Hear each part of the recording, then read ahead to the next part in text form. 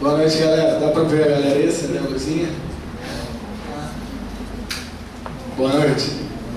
Então, sempre bom... Deixa eu tirar os... Sempre bom vir aqui. Tem sido muito maneiro essa nossa união aí, da galera de Limeira e de Vinhedo, e da Indaiatuba também. E essa noite eu queria falar sobre um tema que fez muito sentido para mim, velho, há uns anos atrás, e tem feito muito sentido também hoje em dia, que é sobre Jesus e minhas dúvidas. E aí, quando a gente fala de cristianismo, eu acho que todo mundo tem dúvida. Diversas dúvidas, e não só no cristianismo, mas a respeito da vida também. Aí pode dar um tapinha no slide aí, faz favor. E aí, todos temos dúvidas. Todo mundo aqui tem dúvida. E eu coloquei um primeiro ponto ali. Pode dar um tapa aí. Vai estar no terceiro ano aí, tem a dúvida de qual faculdade vai fazer. Qual vestibular vai tentar, qual curso, qual formação ela vai ter, se ela vai querer seguir aquilo para sempre, ou vai fazer só porque os pais querem e depois faz outro curso. Essa é uma dúvida que a galera tem. Outra dúvida também é estudar ou ficar no Facebook. De acordo com a Universidade Massachusetts, Ohio, essa é a maior dúvida dos adolescentes na atualidade. Ficar no Facebook, não é só dos adolescentes não, né? Ficar no Facebook ou estudar. Quem tem essa dúvida, levanta a mão. Você tem, né? Duvido, velho, só isso. Duvido. Todo mundo tem, velho. Tá no Facebook, para pouquinho tempo, 18 horas. Pô, tem que estudar, velho. Tem prova amanhã, às 7 horas. Ah, mas são 5 horas da manhã. Ah, mas tem 2 horas, eu vou ficar mais um pouco que fez aqui. Não, você dá pra ficar. Tem essa dúvida, é uma dúvida. Ser bobo, mas é uma dúvida. Tem outra dúvida aí. Meus pais me amam. Essa é uma dúvida mais séria, né? Seu pai te deu um quebra, né? Outro de castigo. Tirou o seu iPhone 36. Aí você, nossa, meu pai me ama. Ele não me deu o carro quando eu fiz 18 anos. Ele me ama. Ou então o seu pai ou sua mãe é uma pessoa muito dura. A minha mãe, velho, minha mãe provou pra mim que ela me amava de todas as maneiras, menos falando. Ela nunca foi muito boa em palavra, não. Minha mãe falou a primeira vez pra mim, eu te amo. Eu acho que eu tinha uns 20 anos que eu falei eu te amo pra ela. Mas ela demonstrava a minha ação. Demonstrava tanto, né, Roberto, que a minha mãe escolhia a minha roupa, até a minha cueca, né, ela escolhia. O Roberto sabe que é verdade. Chegava em casa, mãe, eu vou sair, vou pro tal, aniversário tal. Eu só entrava no banheiro, velho, saia estava no closet. Mas aí eu falava, meu filho, eu peguei essa blusa aí porque combina com a calça, um ambiente casual. É sensacional. Tem isso, ela é difícil, mas ela falava que te amo, mas ela. Difícil não falava, mas ela demonstrava minhas ações. Mas às vezes eu pensava, pô, será que ela me ama mesmo? Não fala, velho. Então pode ser que você tenha essa dúvida também. Outra dúvida que você pode ter aí, devo namorar agora? Nossa. Dúvida é cruel, hein? Namorar agora, namoro ou não namoro? Pô, mas eu sou... Tá, e se eu morrer solteiro, eu já tenho 12 anos. Nossa. Estou ficando pra titia, velho. Você tem noção? 12 anos até. Aí você pensa, mas não vai namorar com 12 anos, não. Se não tô nem amado, tô nem amado. Não tem nada pra namorar, né, pastor? Aí eu. Qual a idade? 30 anos. Que ela começou a namorar com 30. 30 anos é idade boa, minha filha vai namorar por aí. Então você pode ter essa dúvida aí, né? Então, Matheus e Bianca, eu lembro até hoje. Falei, Bianca, brother lá de Vinhedo, não, que isso, só meu amigo. Meu amizade. Graças a Deus que era amigo, mas não, odeio, moleque, tô namorando. Não, isso vai ver. Mas teve dúvida, não teve? No começo, pô, o cara chegou investindo lá, pesado. Ai, será? Não, pô, sou de Limeira, peraí, que é pressão. Tá, mas não. Mas normal, se tem essa dúvida. Mas aí, velho, tem uma dúvida que é cabreira. Jesus é Deus? Quem está falando de dúvida? E eu já tive essa dúvida. E a pergunta é, você teve essa dúvida? Já se questionou, ou se questiona ainda hoje, se Jesus de fato é Deus? Você se questiona? Você pode falar, é fácil falar que Jesus é Deus. Agora no seu coração, de fato e de verdade, isso é real? Com essa luz aqui está me deixando no céu. Olha para lá, eu fico bem preso. Ô, varão. Cuidado para não cair. Cenário, cara, tinha que ser essa é muita ação. Obrigado, velho. Então, velho, fácil você falar, não, Jesus é Deus, beleza, você mora num país cristão, velho. Todo mundo diz que Jesus é Deus, é fácil. Agora, de fato e de verdade, dentro do seu coração, a sua vida prova isso. As suas ações provam isso. Você tem essa dúvida? Aí você pode falar assim, nossa, eu tenho até medo de ter essa dúvida. Tenho até medo de ter essa dúvida. Não tem problema, velho. Eu tenho até medo de ter essa dúvida. Mas saiba, velho. Galera, foca aqui, pode deixar falar de boa. Eu posso até ter essa dúvida, mas você não precisa se preocupar. Não tem problema, velho. Sabe por quê? Porque, passa aí. João Batista teve essa dúvida. E a gente vai ler isso lá no texto de Mateus 11, de 2 a 11, você pode acompanhar a leitura aí. Diz assim: estou na frente de alguém? Estou, então abre aí. Mateus 11, 2 a 11. João, ao ouvir na prisão o que Cristo estava fazendo, enviou seus discípulos para lhe perguntarem: és tu aquele que haveria de vir, ou devemos esperar algum outro? Jesus respondeu: voltem e anunciem a João o que vocês estão ouvindo e vendo. Os cegos veem, os mancos andam, os leprosos são purificados, os surdos ouvem, os mortos são ressuscitados, e as boas novas são pregadas aos pobres. E feliz é aquele que não se escandaliza por minha causa. Enquanto saíam os discípulos de João, Jesus começou a falar à multidão a respeito de João. O que vocês foram ver no deserto? Um caniço agitado pelo vento? Ou o que foram ver? Um homem vestido de roupas finas? Ora, os que usam roupas finas estão nos palácios reais. Afinal, o que foram ver? Um profeta? Sim, eu lhes digo, e mais que profeta. Este é aquele a respeito de quem está escrito: enviarei o meu mensageiro à tua frente. Ele preparará o teu caminho diante de ti. Digo-lhes a verdade, entre os nascidos de mulher não surgiu ninguém maior do que João Batista. Todavia, o menor do reino dos céus é maior do que ele. Vamos orar mais uma vez?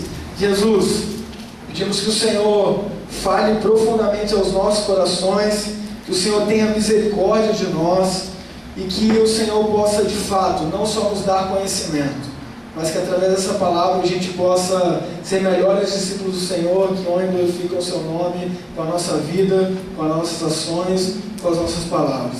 Perdoa os nossos pecados, em nome de Jesus. Amém.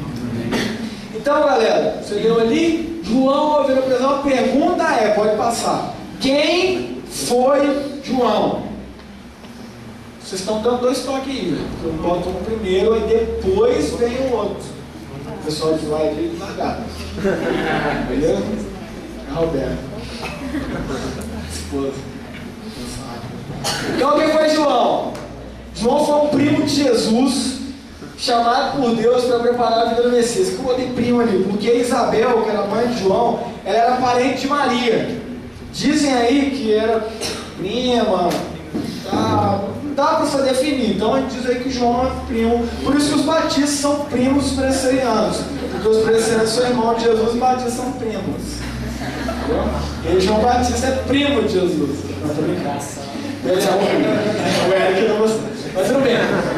Então, o que esse camarada fazia?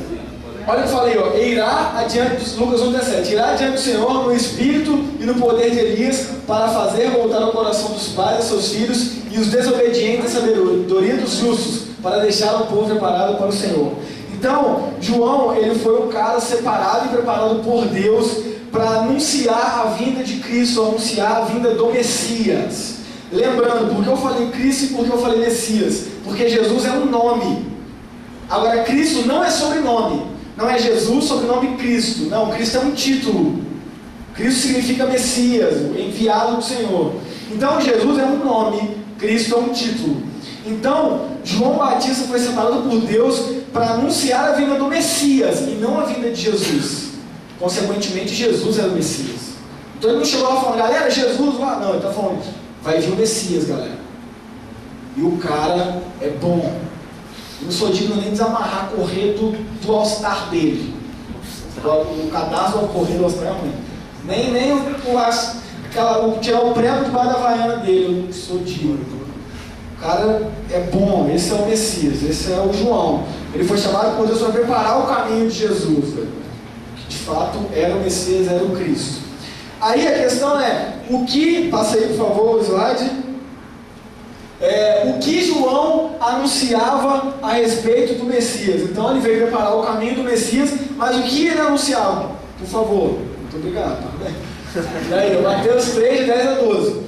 Olha o que ele diz, o machado já está posto à raiz das árvores, e toda árvore que não der bom fruto será cortada e lançada ao fogo. Eu os batizo com água para arrependimento, mas depois de vem alguém mais poderoso do que eu, tanto que não sou digno nem de levar as suas sandálias. Ele os batizará com o Espírito Santo e com fogo. Ele traz a pá em sua mão e limpará sua eira, juntando o seu trigo no celeiro, mas queimará a palha com fogo que nunca se apaga. O que João anunciava a respeito do Messias? O objetivo de João principal era anunciar a vinda do Messias e arrependimento. Então João pregava arrependimento, ele dizia, arrependei-vos, pois é chegado o reino de Deus. Essa era a missão de João na terra, anunciar arrependimento, anunciar a chegada do reino, anunciar a chegada do Messias. Só que o contexto que João vivia era um contexto de dominação romana, onde Herodes, ele era um judeu que jogava contra, porque ele favoreceu o povo de Roma, mas ao mesmo tempo ele queria também favorecer os judeus ali. Por quê? Porque ele ganhou esse título de Roma. Então o contexto era de dominação romana que oprimiam os judeus, oprimiam o povo de Deus. E o que rolava? O Herodes, ele era muito corrupto. O imperador era muito corrupto, extremamente corrupto. E João vivia nesse contexto de corrupção e opressão. E é o que ele fala aí, meu irmão, o machado já está posto à raiz das árvores. Que não der bom fruto vai ser cortado. Na cabeça de João, meu irmão, toda essa corrupção, toda essa zona que está rolando, negócio de dominação romana, que está vendo aqui oprimir o povo de Deus, isso vai acabar, porque o Messias está vindo. Essa era a perspectiva que João tinha a respeito do Messias. Que ele ia vir trazer o reino de Deus, mas ele ia vir trazer o reino de Deus de forma espiritual e política e humana, que ele ia vir dominar. Essa era a perspectiva de João a respeito do Messias, a respeito de Cristo. E aí, pode passar aí, por favor. O que João viu de especial em Jesus? Então, João estava anunciando o Messias, o Cristo, e aí vem Jesus. E ele, na hora, o Espírito Santo já ministra nele e já reconhece, olha ele. Isso, lá quando Maria foi visitar Isabel, que João ainda estava no ventre da mãe dele, quando Maria chegou com Jesus no ventre dela, João já foi tomado pelo Espírito e já se encontrou ao seu lado. Por quê? Porque o Espírito Santo administrou no ventre. E aí o que João viu em Jesus? Vou passar aí. Olha só, Mateus 3, 16 a 17. Assim que Jesus foi batizado, ele foi batizado por João Batista, saiu da água. Naquele momento o céu se abriu. Olha o que João viu. Pensa. Você não está entendendo. Pensa você vendo a cena. Pensa você lá do lado de João, assistente de João, lá com o código de água. Agora se você lá. Pensa você vendo a cena. Pensa aí. Não fecha o olho não, pensa. Naquele momento o céu se abriu. É o que João viu, né? E ele viu o Espírito de Deus descendo como pomba e pousando sobre ele. Pensa, velho. Vem o Espírito Santo de Deus em formato de pomba, igual a pomba suicida que a gente tem na sarça dentro da nossa igreja. Licença. Dentro de Jesus. O cara só está vendo, só abriu, pomba descendo. Espírito Santo.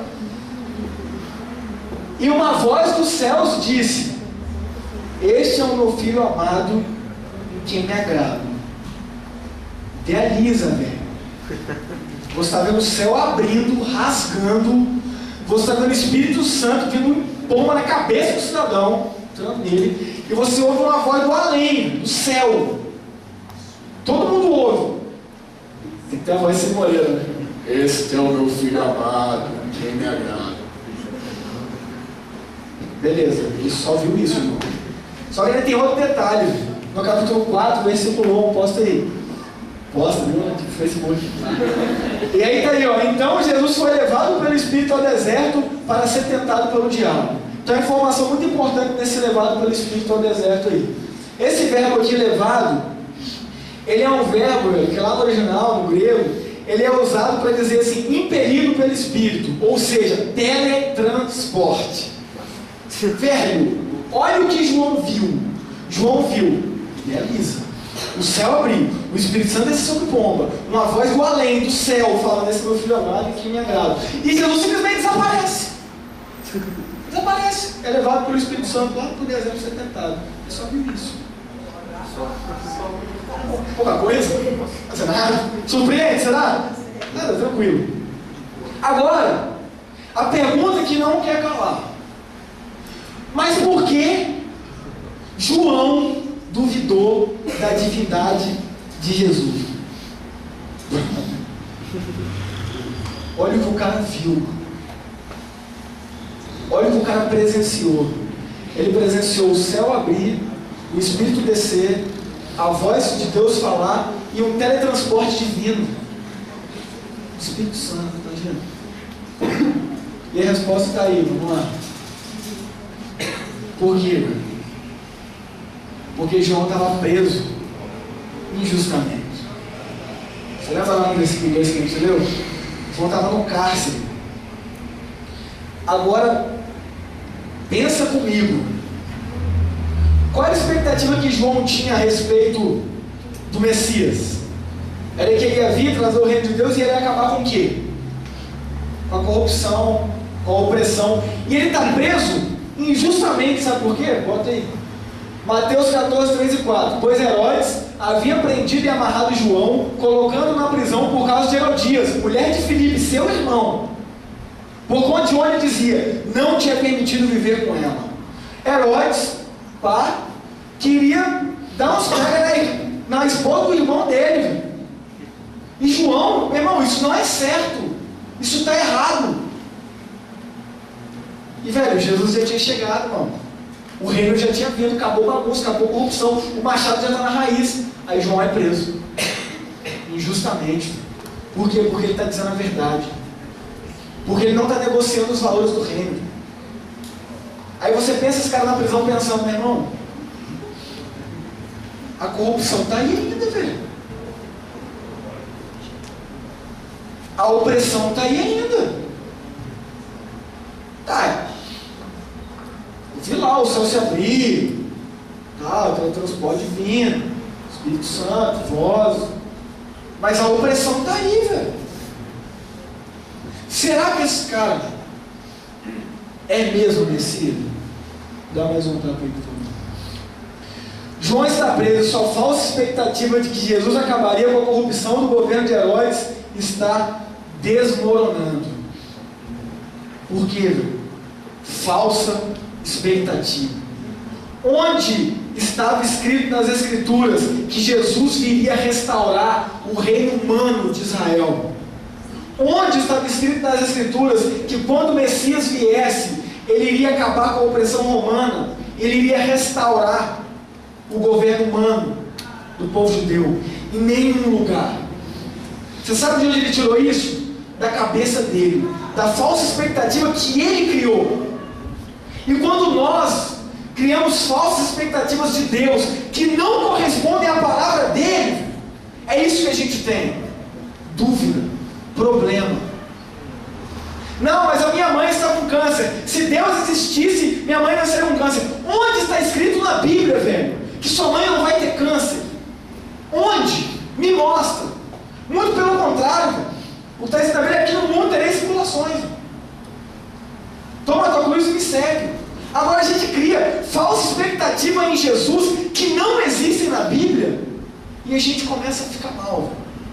a gente começa a ter dúvida. A gente começa a ter problema. Por causa de quê? Falsa expectativa. Em nenhum lugar nas Escrituras, em nenhum lugar das profecias, dizia que Jesus ia fazer o que João esperava. A questão da paz, a questão da justiça, era tudo do reino celeste. Jesus não veio restaurar o reino humano. Ele veio restaurar o ser humano, não o reino. O ser humano como um todo, não só alma, mas dignidade, corpo físico. Agora, isso quer dizer que vai todo mundo ser curado, que ninguém vai ter doença. É muito bonito, gente, ouvir isso, mas não é bíblico. O problema é que a gente pega essas falsas expectativas de Jesus e a gente traz para a nossa vida, e quando as coisas não acontecem da forma que a gente espera que Jesus haja, a gente faz o que? Ah, mas será que Jesus é Deus mesmo? Porque tem tanta coisa acontecendo comigo. Poxa, o mundo está tão difícil, está tão complicado. E aí você ouve perguntas como, não, porque se Jesus existisse, Deus existisse, na África não ia ter fome. Aí eu pergunto, mas foi Deus que inventou o capitalismo e a desigualdade social, velho? Foi Deus que inventou isso? Não foi o ser humano. Só que a gente espera, a gente cria essa expectativa falsa que não está em nenhum lugar da Bíblia. E aí isso gera problema, velho, gera dúvida. Então você pensa o contexto de João, ele estava preso, velho. E ele sabia o que era estar preso naquela época. Era estar com a cabeça prêmio. De fato ele teve a cabeça prêmio, porque ele morreu decapitado pela própria filha de Herodes. Mas João, ele teve um ponto positivo. Ele levou a dúvida dele até Jesus. Ele enfrentou um problema, que foi o cárcere. Esse problema gerou uma dúvida, porque, pô, se isso está acontecendo comigo, peraí, será que Jesus é Deus mesmo? Será que Jesus é o Messias? Será que ele era esperado? Porque eu estava esperando que ele ia acabar com a corrupção, e a corrupção caiu, eu pensei que ele ia acabar com a dominação romana, e a dominação romana continua, então está complicado. Mas ele fez o que a gente deve fazer.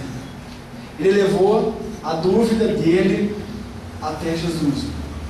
Ele não podia ir pessoalmente, ele mandou pelos discípulos. E é isso que a gente deve fazer. Pode passar. Qual o problema na sua vida tem feito você duvidar da divindade de Jesus? O que você tem passado que às vezes faz você parar e pensar assim, velho, será que isso é verdade mesmo? É uma dificuldade financeira? É uma dificuldade com seus pais? É uma dificuldade com o vício? É uma dificuldade com o mundo que cada vez está piorando mais? Qual é a dificuldade? Eu falo a mim. Quando eu acordo eu penso assim, brother, será que isso tudo é verdade mesmo, velho? Será que isso que eu estou vivendo faz sentido? É porque eu estou esperando que Deus age da forma que eu acho que Ele deve agir. É porque eu acho que eu devo chegar na UPA lá em Limeira, lá na sexta-feira, e se tem 10 visitantes, os 10 têm que se converter. Porque afinal de contas, quem está pregando isso não? E eu acho isso muito bom. Eu acho que eu tenho que ensinar Deus a agir. Aí quando não acontece, eu fico, poxa, fui lá no Slackline, lá todo domingo, vou lá, pô, dou uma olhada, ninguém se converte. Será que isso é verdade mesmo? Onde está na Bíblia falando, velho, que eu converto alguém, velho? Me mostra. Onde? Onde está na Bíblia falando que o seu relacionamento com seus pais vai ser lindo, maravilhoso e excelente? Me mostra. Muito pelo contrário, no contexto de Jesus era um contexto judaico, onde Jesus se apresenta como Deus. Cara, uma família judaica que cria que só Deus era Deus, Javé, o único verdadeiro Deus, e vê um cara qualquer falando que era Deus, aquilo causava divisão na família. Porque o filho falava, pai, eu creio que Jesus é o único verdadeiro Salvador e suficiente. O pai falava, você está louco, rapaz, é Javé, você não é mais meu filho. Causava divisão, velho. Onde está escrito na Bíblia que a gente vai viver um mar de rosas que a gente sonha viver? Onde? Não tem, velho. Agora, por criar essas falsas expectativas, a gente tem dúvidas, velho, se de fato o Evangelho é verdadeiro. Porque, poxa, não está funcionando da forma que funciona em tais lugares. Jesus, ele age diferente com pessoas diferentes. Só que a gente quer encaixotar Deus. Não, mas Deus agiu assim com a dona Ema. Olha lá o testemunho dela ontem. Ele era macumbeira, a mulher passou. Então tem que ser comigo assim também. Onde tem sido isso na Bíblia? Deus falou com Moisés na tempestade, lá no raio, lá no monte. Falou com Elias através da brisa. Agora imagina se encontra Moisés e Elias.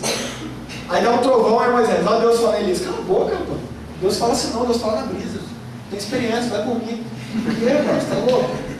Deus, o verdadeiro Deus, fala no trovão. Nossa, cala essa boca, você é um herege, fala na brisa. Cara, Deus é Deus, Ele age como Ele quer, da forma que Ele quer, do jeito que Ele quer, e não conforme as nossas expectativas. Só que, gente, a gente é humano.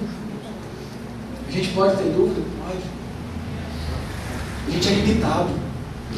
Agora, o que a gente deve fazer é o que João fez. Levar as nossas dúvidas para Ele.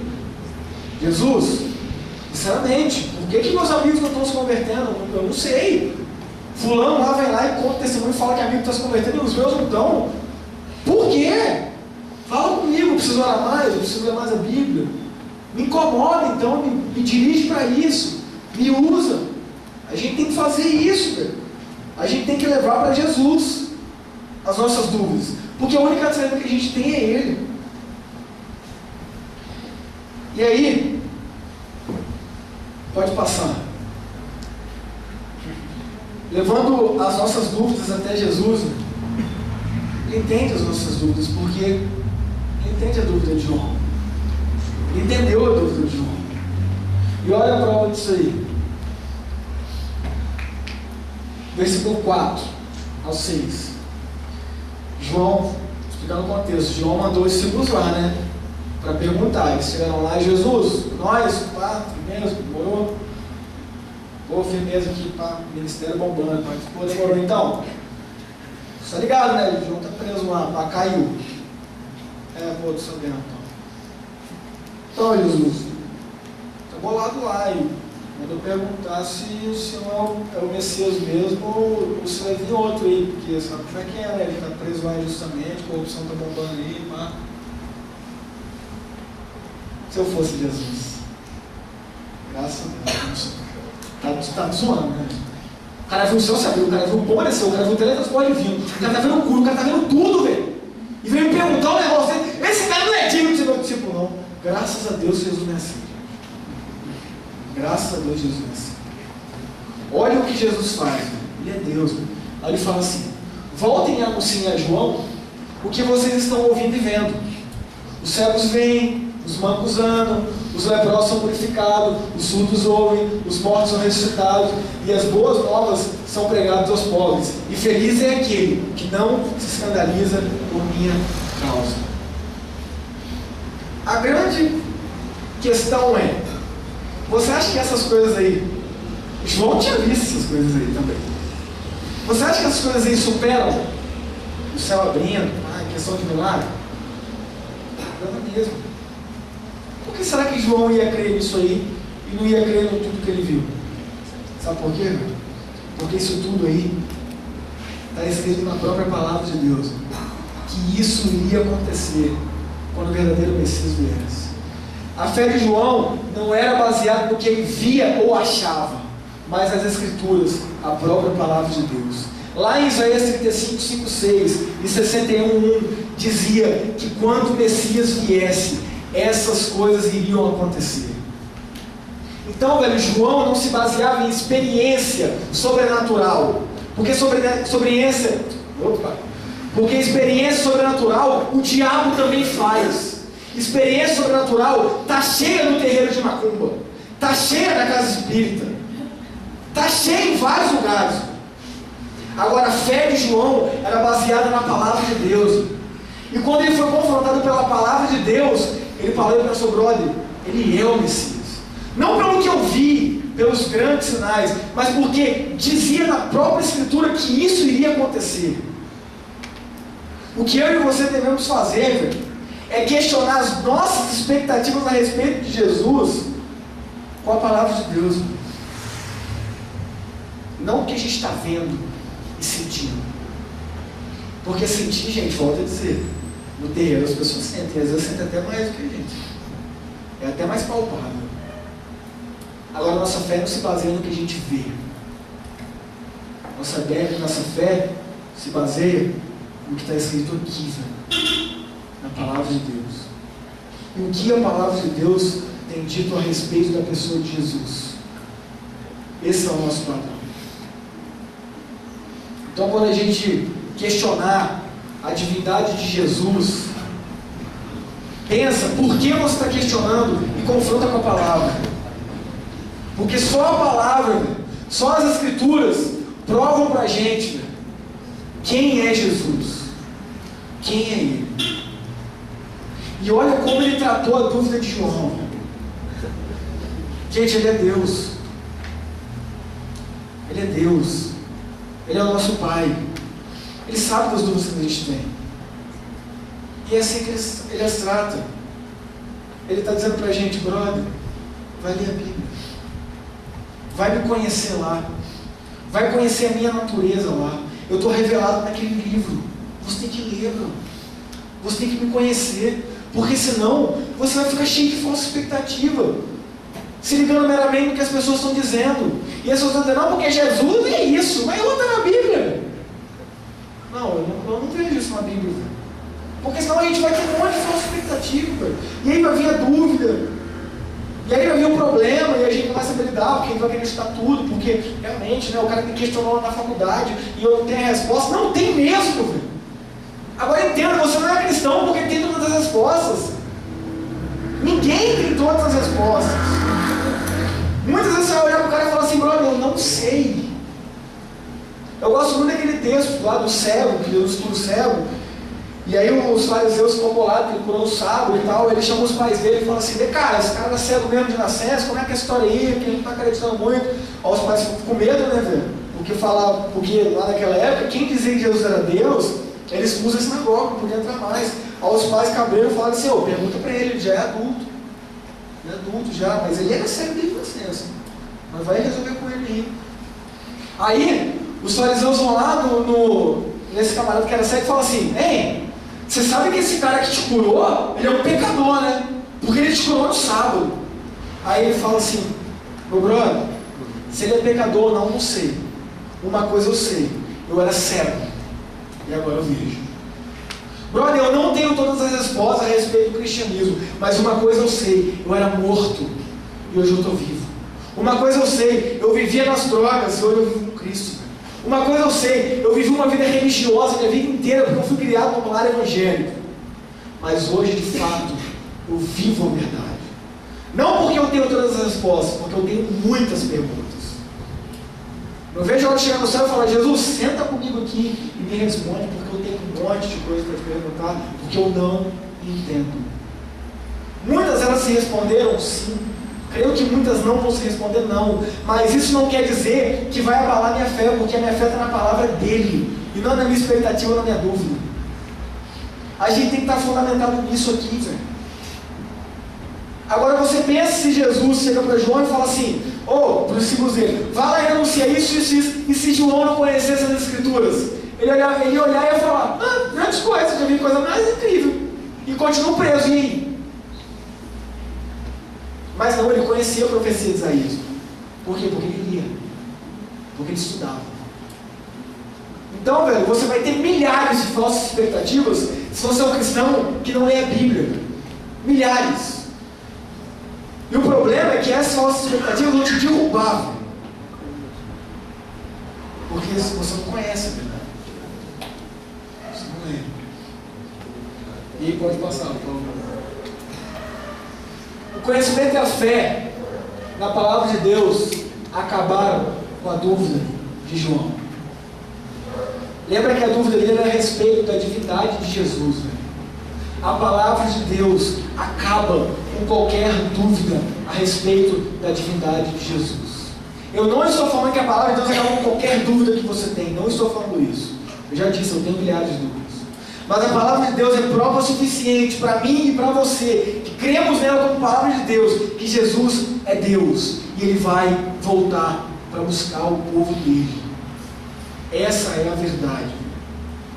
Está difícil aqui? Tá. Estava difícil para João. Mas quando a cabeça de João foi cortada, Ele foi diretamente para a eternidade nos braços do Pai. E essa é a nossa esperança. Está difícil aqui? Tá. Tenho dúvida? Tenho. Mas eu sei que quando eu sair daqui, para onde eu vou? Porque eu sou discípulo do Rei dos Reis, do Senhor dos Senhores. E a minha fé é baseada nele. E na palavra dele. Pode passar. João 16,33 diz: neste mundo vocês terão aflições, contudo, tenham ânimo. Eu venci o mundo. Essa é a palavra do Evangelho. Você vai ter dúvida, você vai ter problema, você vai ter dificuldade. Isso faz parte da vida. Mas tenha bom ânimo. Jesus venceu o mundo. E se você de fato entregou sua vida para Jesus, velho, o Espírito dele habita em você, habita em mim, velho. E ele nos capacita para vencer também. Não por causa da nossa força, da nossa disposição, da nossa intelectualidade, da nossa condição financeira, mas pela misericórdia e graça dele. Esse é o Evangelho. Essa é a verdade. Dúvidas o mundo tem. Dificuldades o mundo tem. Leva para Ele. Busca Ele. Entrega para Ele. Porque Ele venceu o mundo. E o fim da história, o game over, o fim da novela, é a gente vencendo com Ele também. Se de fato a nossa vida está nele. Se de fato a gente deu a nossa vida para Ele. Se de fato a gente quer isso como verdade na nossa vida. Pode passar. Tá bom, sim. Então, galera, na verdade eu devia trocar a bomba dele. Obrigado, Bruno. Então, galera, essa era a palavra que eu tinha, eu achei que eu tinha colocado Deus abençoe. Essa era a palavra que eu tinha para falar para você. Dúvida todo mundo tem, problema todo mundo tem, os dias maus vêm para todo mundo e é isso que a Bíblia nos diz.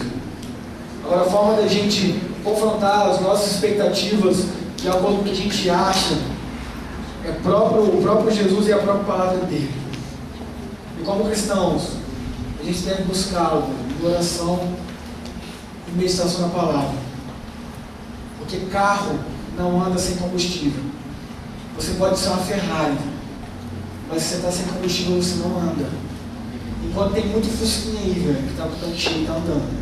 Ah, mas está andando a 20, mas está andando. Enquanto tem muita Ferrari, muito bonzão aí, velho, que não está andando coisa nenhuma, um pouco inconsciente. Então que a gente coloque as nossas expectativas nele, na palavra dele. Que a gente coloque a nossa vida nele. Obviamente conhecendo a palavra dele. E sempre confrontando o que a gente acha, o que a gente pensa, com a palavra dele. E não meramente o que a gente acha, ou o que a gente pensa.